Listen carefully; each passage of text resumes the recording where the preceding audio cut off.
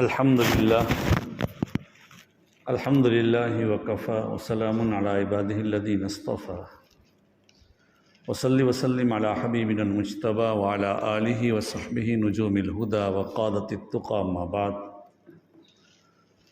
فأعوذ بالله من الشيطان الرجيم. بسم الله الرحمن الرحيم. إن الذين يأكلون أموال اليتامى ظلما إنما يأكلون في بطونهم نارا. صدق الله مولانا العظيم. وقال النبي صلى الله عليه وسلم في حديث طويل: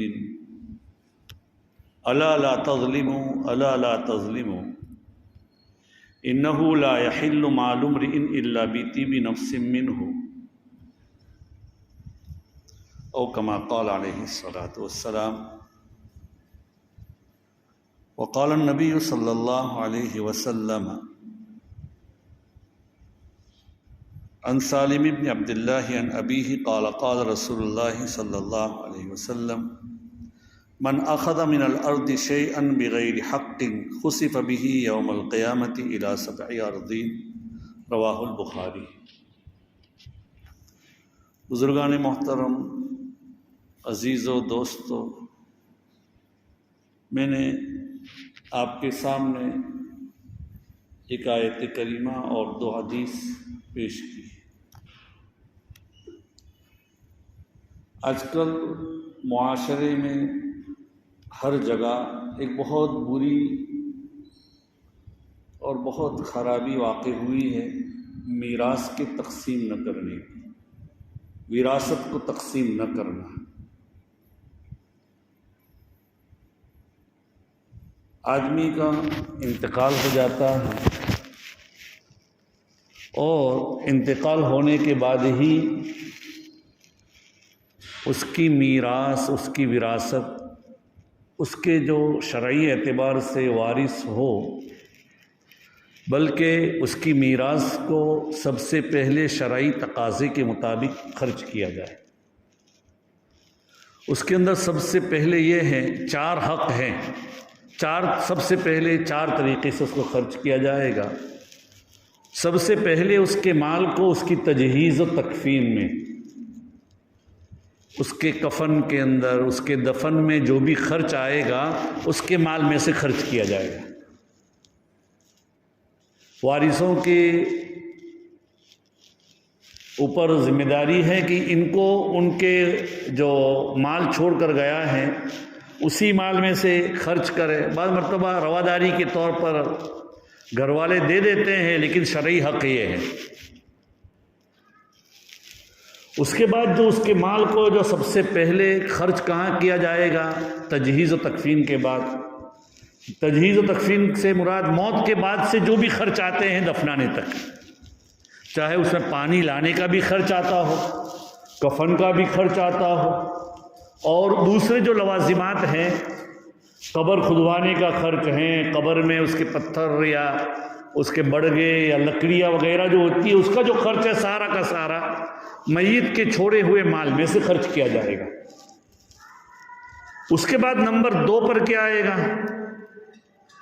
نمبر 2 پر یہ ہے کہ آدمی انتقال کے بعد جو مال چھوڑ کر جاتا ہے اس کے مال کو اس کے قرضے کی ادائیگی میں، اس کے دین کی ادائیگی میں خرچ کیا جائے. قرض کسی سے روپے ادھار لیے تھے، دین جیسے کہ کسی سے کوئی مال ادھار لے کر، یعنی مال جیسے کہ اناج ہے یا کوئی اور چیز اس نے ادھار خریدی تھی، اس کا جو عوض ہے سب سے پہلے وہ خرچ کر دیا جائے گا. اس کے قرضے کی ادائیگی میں چاہے اس کا چھوڑا ہوا پورا کا پورا مال خرچ ہو جائے. یہ لحاظ نہ کیا جائے کہ بھائی اس کے چھوٹے چھوٹے بچے ہیں، اس کی بیوی ہے یا اس کے بوڑھے والدین ہیں، وہ کیا کریں گے اگر قرضے کو ادا کر دیں گے تو؟ ہر میت، حدیث میں آتا ہے کل میت معصور بدینہ، او کما قال علیہ الصلوۃ والسلام. ہر میت اپنے دین کی وجہ سے رکا ہوا رہتا ہے، اس کی بخشش روک دی جاتی ہے اللہ میاں کے یہاں. ایک واقعہ سنا اس کے اوپر، ایک بزرگ کا انتقال ہوا، دیکھا ان کے کسی ملنے والے نے کہ وہ ایک چٹیل میدان میں ادھر ادھر دوڑ رہے ہیں اور ان کے بدن پر کپڑے تک گویا کہ نہیں ہیں۔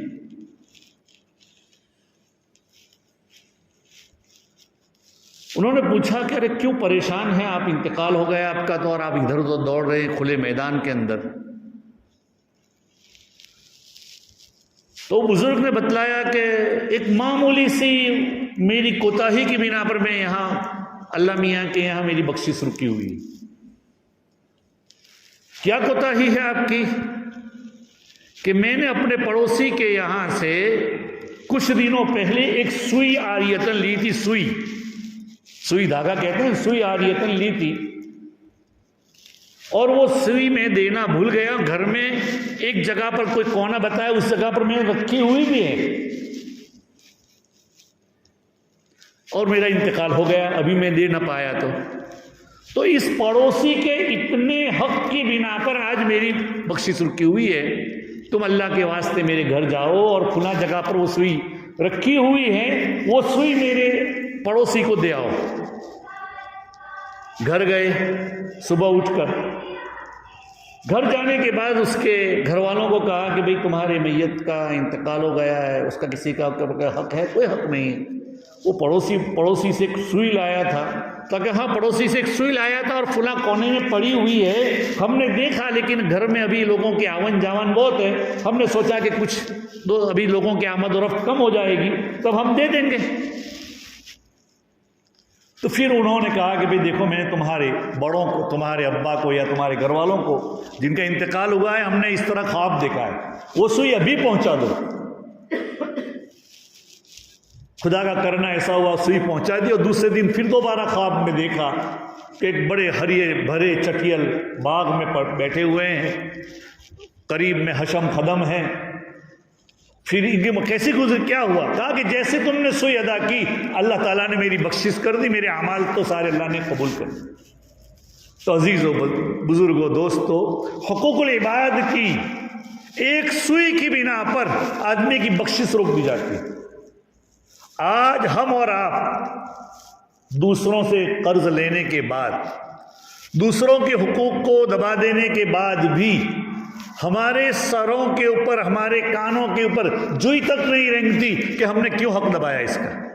کیا حال ہوگا کل قیامت کی؟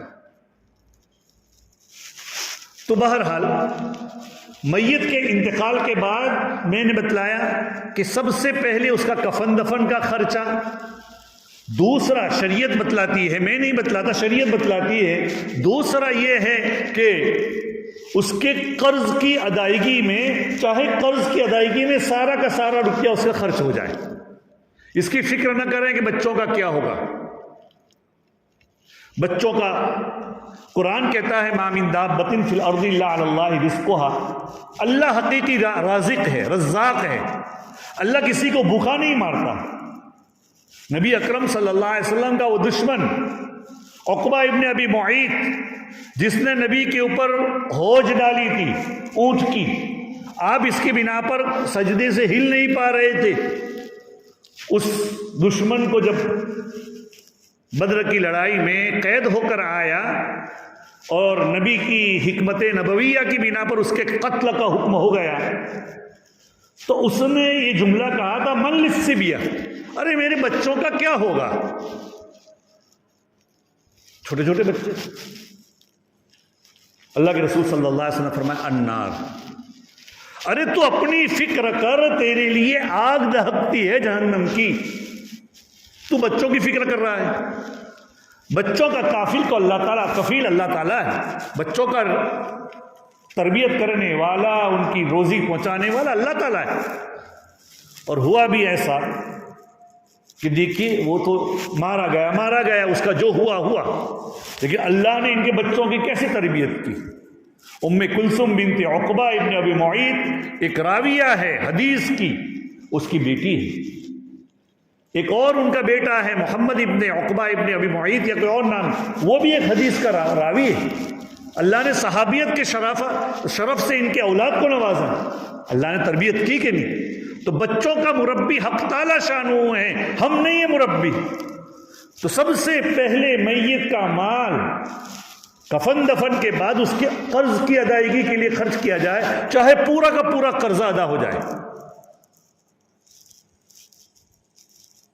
اگر لوگوں کے حقوق دبائے ہیں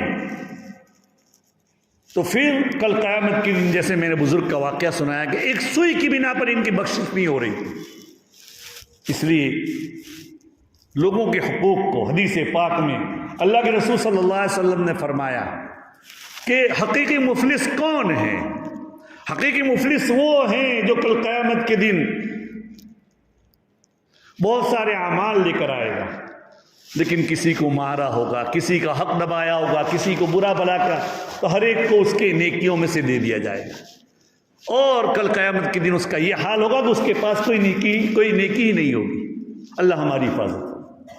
تو قرآن پاک کی اس آیت کیا کہتے ہیں؟ وہ لوگ جو یتیموں کا مال کھاتے ہیں ناحق ظلمن، انما یاکلون فی بطونہم نارا، اپنے پیٹ میں وہ آگ کھا رہے ہیں۔ اور آگے کہہ رہا قرآن کہتا ہے وَسَيَصْلَوْنَ سَعِيرًا، ان قریب دہکتی آگ میں، جہنم میں ان کو دھکیلا جائے گا، داخل ہو جائیں گے۔ تو دوسرا اس کا حق میت کا، اس کے مال میں سے اس کے دین کی ادائیگی، اس کے قرضے کی ادائیگی میں خرچ کیا جائے۔ تیسرا اس کے بعد جو ہمارے ہاں عام کوتاہی پائی جاتی ہے، میں وہ اس کی طرف کہتا ہوں، میت کے انتقال کے بعد جس کے پاس مال ہے وہ اس کے اوپر قابض۔ حالانکہ تیسرا اس کا مصرف کیا ہے، کہاں خرچ کیا جائے میت کے مال کو؟ تیسرا مصرف یہ ہے، اگر قرض کی ادائیگی کے بعد مال بچتا ہے تو جو مال بچا ہے اس کے اندر سے اگر میت نے کوئی وصیت کی ہے تو اس کی وصیت شریعت کے مطابق نافذ کی جائے گی۔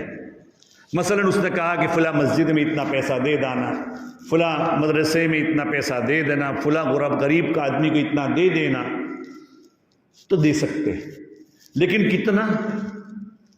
جو مال ادائی قرض کے بعد بچا ہے اس کے تیسرے حصے میں سے۔ مثلا آدمی کا انتقال ہو گیا اور اس نے 2 لاکھ روپے چھوڑے تھے کفن دفن کے اندر، اور اس کے دین کا قرض کی ادائیگی میں 50,000 خرچ ہو گئے، بچے کتنے؟ 1.5 لاکھ۔ اب اس نے وصیت کی تھی کہ میرے مال میں سے 75,000 روپے اللہ کے راستے میں فلاں جگہ دے دینا، نہیں۔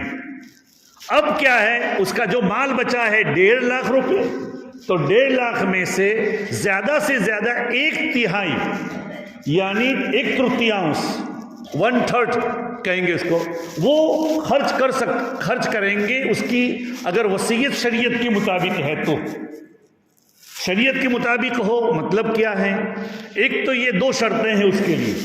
ایک شرط تو یہ ہے کہ کسی وارث کے لیے نہ ہو۔ اگر وارث کے لیے وصیت کی ہے تو وارث کو تو شریعت نے دیا ہی ہے اس کا حصہ۔ جیسے مثلا یہ وصیت کی کہ میرے انتقال کے بعد میرے فلاں بڑے بیٹے کو یا فلاں چھوٹے بیٹے کو اتنا دے دینا، سب وارث راضی ہے تب تو دے سکتے ہیں، سب راضی نہیں ہیں تو اس کا جو حصہ شریعت میں آئے گا وہی دیا جائے گا، ثلث میں سے، یعنی تیسرا حصہ نہیں دیا جائے گا۔ دوسرا یہ کہ دوسری شرط یہ ہے کہ غیر شرعی مصرف میں نہ کیا جائے، خرچ نہ کرنے کی وصیت نہ ہو۔ مثلا یہ کہا کہ میرے مرنے کے بعد میرے مال کو فلاں ایسی جگہ پر خرچ کرنے کا حکم دیا جو شریعت میں جائز نہیں ہے، جیسے کہ بھئی گانا گویوں کو بلا کر اس کو کیا ہے گانے کی مجلس کر دینا، یہ تو شریعت کے خلاف ہے، تو ایسی مجلس نہ کی جائے، نہ اس میں خرچ کیا جائے۔ ان 2 شرطوں کے علاوہ اگر اس نے وصیت کی ہے کسی شریعت کے مصرف میں خرچ کرنے کی، نہ وارث بھی نہیں ہے تو وہ وصیت نافذ کر سکتے ہیں۔ تو یہ تیسرا مصرف ہوا۔ اور اگر اس کی وصیت ہو نافذ کر دی، یا وصیت بالکل نہیں تھی تو دین کی قرضے کی ادائیگی کے بعد جو مال بچتا ہے اس مال کو اس کے ورثاء میں شریعت کے مطابق خرچ کر دیا جائے. شریعت کے مطابق اس کے مال کو خرچ کر دیا جائے. اب شریعت میں ہر ایک کے حصے.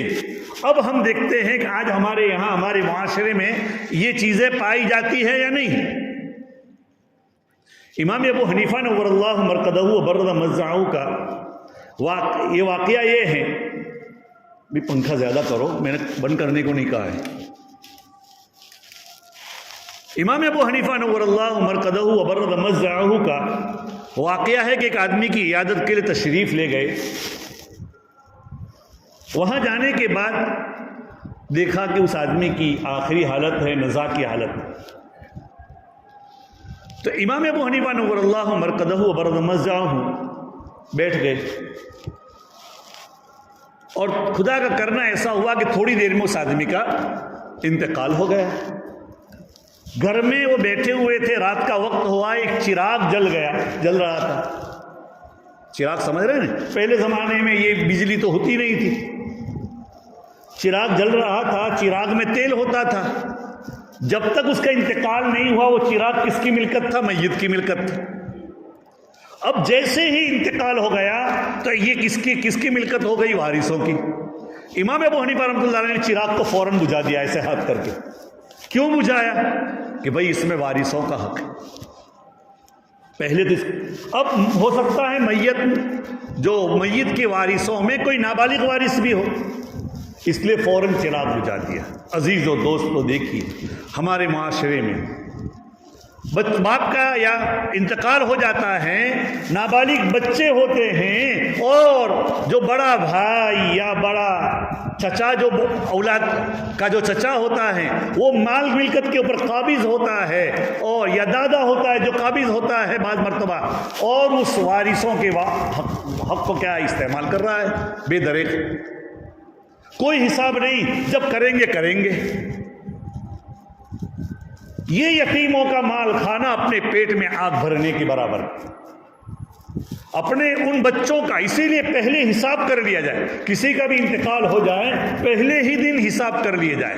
اگر جیسے ہی میت والے گھر والے ہیں یا 2 دن 3 دن کے بعد، جیسے کہ پالنپور کے بعضی علاقوں کے بارے میں سنا کہ وہاں جب انتقال ہو جاتا ہے تیسرے دن وہاں کے کیا لوگ جمع ہو کر گھر والوں کا حساب کر کے بھی کہہ دیتے کہ ان کا اتنا حصہ.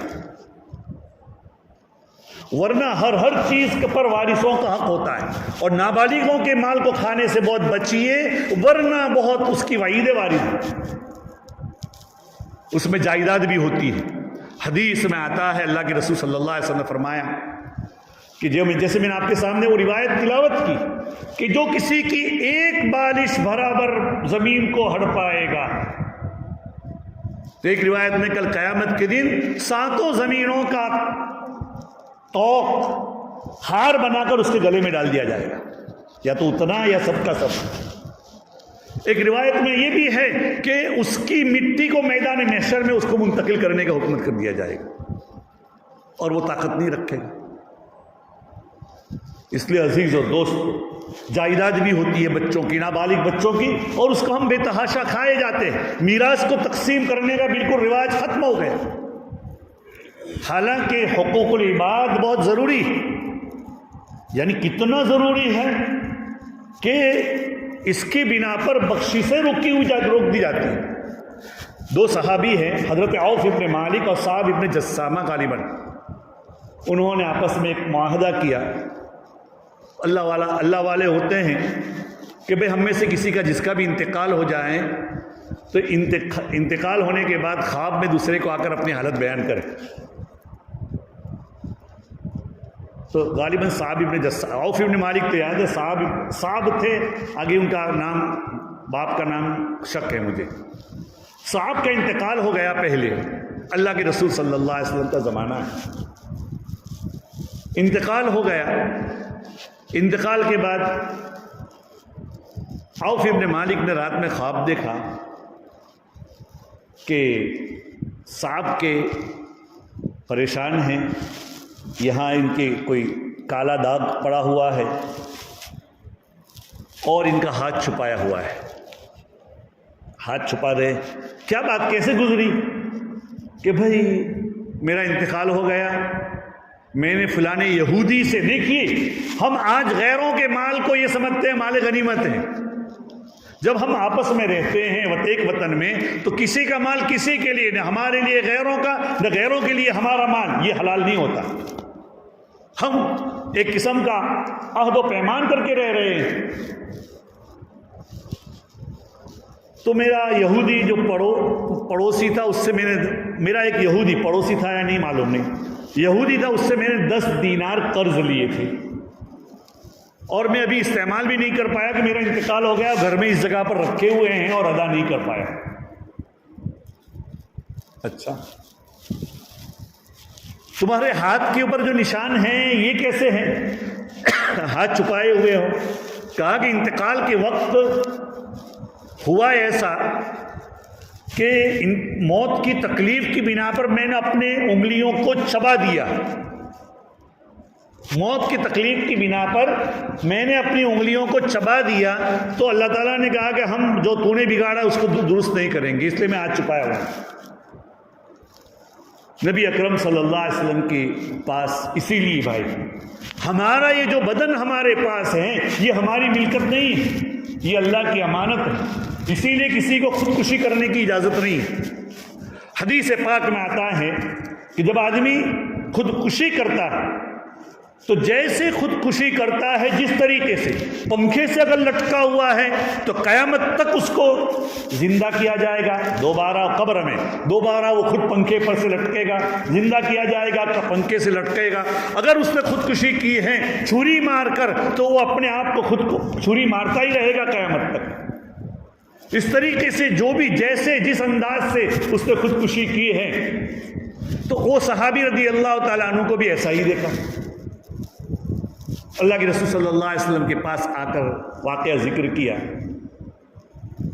تو اللہ کے رسول صلی اللہ علیہ وسلم نے پہلے تو کیا کہا, گھر کے اندر 10 دینار تھے تو ان کے گھر والوں نے وہ 10 دینار پہنچا دیے وہ خواب دیکھنے والوں کی بنا پر, اور اللہ کے رسول صلی اللہ علیہ وسلم نے ان کے لیے دعائیں کی. دوسرے دن خواب دیکھا کہ سب کچھ اچھا ہے. تو عزیزوں, دوستوں, بزرگوں, کہنے کا مقصد یہ ہے کہ جو آج کل معاشرے میں سب سے بڑی خرابی یہی ہے کہ آدمی کے انتقال کے بعد اس کی میراث کو اس کے ورثاء کے درمیان تقسیم نہیں کی جاتی. جو جس کے اوپر قابض ہیں وہ اس کو مال غنیمت سمجھ کر استعمال کر رہا ہے. اس میں چاہے یتیموں کا مال بھی چبایا جائے یا ناحق بہنوں کا مال اگر وہ کیا ہضم کر لیتے ہیں. بعض مرتبہ ایسے بھی واقعات سنے کہ بہنوں کے مال کو ادا کرنے کے لیے لوگ کیا سمجھتے ہیں, بہنوں کا مال تو دیتے نہیں, لیکن بعد میں کہتے ہیں کہ بہن اگر مطالبہ کرتی ہے تو کہتے یہ کہا جاتا ہے کہ بھائی چاہیے یا مال چاہیے. عزیزو دوستو, یہ تو مال نہیں دے رہا ہے بھائی ہو کر, تیرا جو باپ مر گیا یا تیری جو ماں مر گئی ہے اس کا مال جیسے تجھے ملا ہے ایسے تیری بہن کو بھی ملا ہے. یہ الگ بات ہے کہ تو اس کے اوپر قابض تھا اور شریعت نے تجھے اس کا 2 حصے دیے ہیں, بہن کو تو 1 حصہ دیا ہے. اسی طریقے سے گھر میں جو بیوہ ہیں, مرنے والے کی عورت ہیں, اس کا بھی تو حصہ ہوتا ہے. بعض مرتبہ عورت کے قبضے میں سارا ہوتا ہے تو وہ بھی اپنے یتیم بچوں کا, چاہے اس کے بچے یتیم ہیں, وہ خرچ کر رہی ہے, لیکن شریعت اس کو شریعت کی جو طریقہ ہے اس کے مطابق خرچ کرنے کی اجازت دیتی. اس لیے عزیز اور دوست ان چیزوں کا بہت لحاظ رکھنے کی ضرورت ہے. یتیموں کے مال کے اوپر اگر ہمیں قبضہ مل گیا ہے تو ہم مال کیا اس کے مالک نہیں ہوتے. اگر اس کو بغیر شریعت کے منہاج اور طریقے کے مطابق خرچ کیے جائیں تو قرآن کہتا ہے ان الذین یاکلون اموال الیتامی ظلما انما یاکلون فی بطونہم نارا, اپنے پیٹ میں وہ آگ بھر رہے ہیں, آگ کھا رہے ہیں. اس لیے عزیزو یہ طریقہ آج میں خود کہتا ہوں ہمارے معاشرے کے اندر بھی میراث کا کیا تقسیم کرنے کا معاملہ یا رواج ہے ہی نہیں. دارالفتہ میں ہم لوگ بیٹھتے ہیں, کئی مسئلے آتے ہیں, میراث کے مسئلے بہت کم آتے ہیں. ورنہ انتقال کرنے والے میں جہاں بوڑھے ہوتے ہیں، جوان بچے بھی ہوتے ہیں، عورتیں بھی ہوتی ہیں، سب ہوتے ہیں، مسئلے آتے بہت کم آتے ہیں، بہت کم لوگ پوچھتے ہیں، کون جانتا ہے مسئلے مسائل؟ اچھے اچھے علماء بھی میراث کے مسائل کو حل کرنے کے لیے کیا کتنی دیر لگتی ہے وہ آپ کو معلوم نہیں؟ تو کیا ہر ایک کو معلوم ہے؟ اپنی سمجھ میں آیا اس کے مطابق خرچ کر دیا۔ بعض مرتبہ ہمارے معاشرے میں یہ ہے کہ بہنوں کا حق دوانی ہے۔ ارے دوانی کس کو کہتے ہیں؟ تجھے 4 آنے ملتا ہے تو اس کو 2 آنے ملیں گے، یہ مطلب ہے۔ اگر کسی جگہ کے اوپر 6 بہنیں ہیں اور 1 بھائی ہے تو کیسے خرچ ہوگا؟ پوچھو علماء کو کہ 6 بہنیں ہیں تو کل میت کے مرنے کے والے کے حصے کے کل 8 حصے کیے جائیں اور بہنوں کے پاس ایک حصہ یعنی 75% جائے گا، اور بھائی کے پاس کتنا جائے گا؟ اگر اور کوئی وارث نہ ہو تب تو بھائی کے پاس کتنا؟ 25% جائے گا۔ شریعت کے بڑے نازک مسائل ہیں، ہم لوگ ورثاء کے حق کو دبا کر اپنے پیٹ کو اور اپنی آخرت کو خراب کر رہے ہیں اتنی معمولی باتوں کے اندر۔ یہ دنیا کا مال تو عارضی ہے، اس لیے عزیز و دوستو حدیث پاک میں آتا ہے کہ آج کسی کا مال اگر لیا ہے تو ادا کر دو اس دن کے آنے سے پہلے جس دن مال کام نہیں آئے گا۔ اس دن تو کیا ہے، اعمال سے ہمارے لوگوں کے حقوق کو دبا دیے جائیں گے۔ آج ہم کسی کے پاس معاملہ کرتے ہیں، لین دین کا معاملہ کرتے ہیں، اور اس کے بعد کیا ہے، کچھ دینے کی بات ہی نہیں ہوتی ہے۔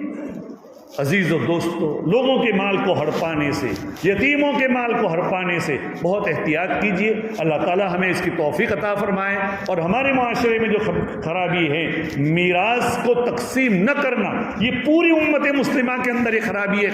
کہیں اچھا یہ رواج ہے، یہ طریقہ ہے کہ اس کو خرچ کیا جاتا ہے۔ اللہ تعالی ہمیں توفیق نصیب فرمائے۔ وآخر دعوانا الحمدللہ رب العالمین۔